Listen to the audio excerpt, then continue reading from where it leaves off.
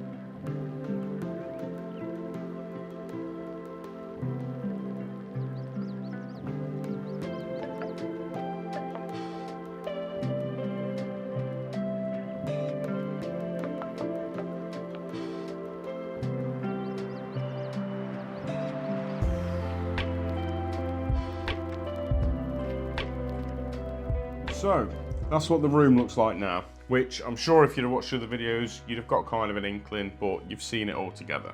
So I've got a little list here of how much everything cost, and I've got a load of links and stuff that I'll put in. Now, I'll be completely honest with you. When I worked out how much this had cost, I was surprised. I thought it was going to be a lot more than what it was. I feel like this room has transformed so much for such a short amount of money. So I'm really happy with where we've got to. Now, I want to premise this, before I go through what we did, I hate decorating. I'm no good at it, I don't like it. DIY is not my thing. Fixing computers, cleaning computers, troubleshooting software, playing games, this is my very small skill set, one that I'm happy with. DIY is definitely not up there. This whole process, it was time consuming, but it was actually relatively easy. I was shocked at how easy we found it to do everything we wanted to do. So the first thing that's probably the biggest change to this room is the colour.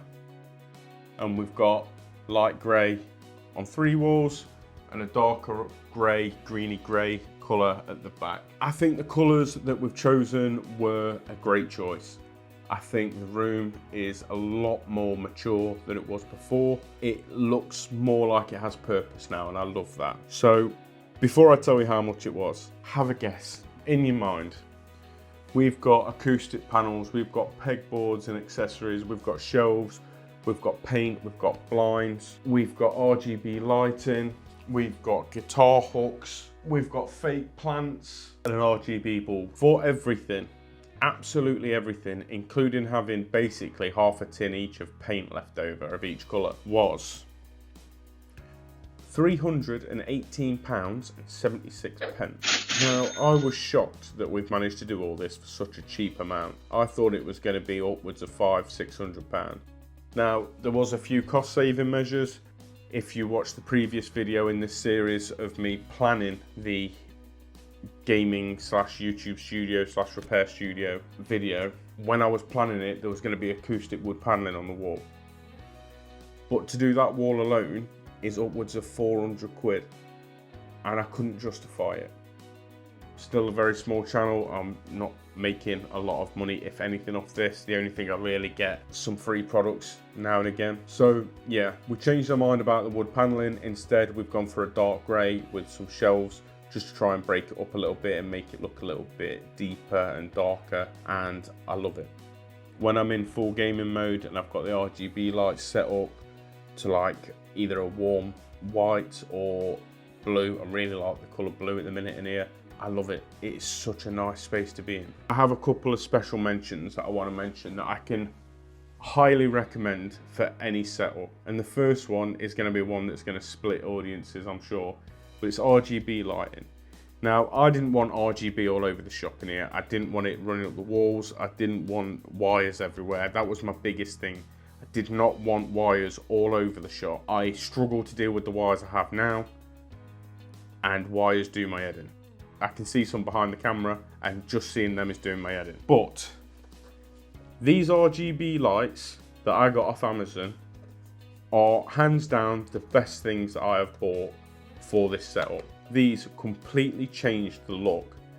They are rechargeable, no need for wires, and they come with a remote. They've got on off, USB-C charging, well, sort of. It's USB-A to USB-C charging. And it came in a 6-pack.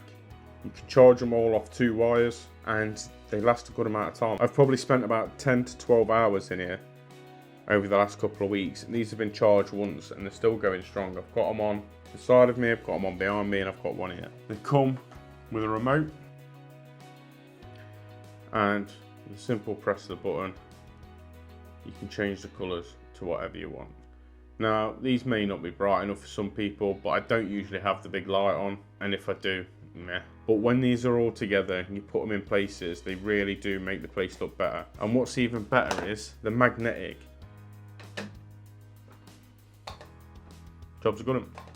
So you get these little metal discs, they stick on with 3M tape, and then you can just stick your light on. Job's a good one. That's what you can see behind me on them shelves.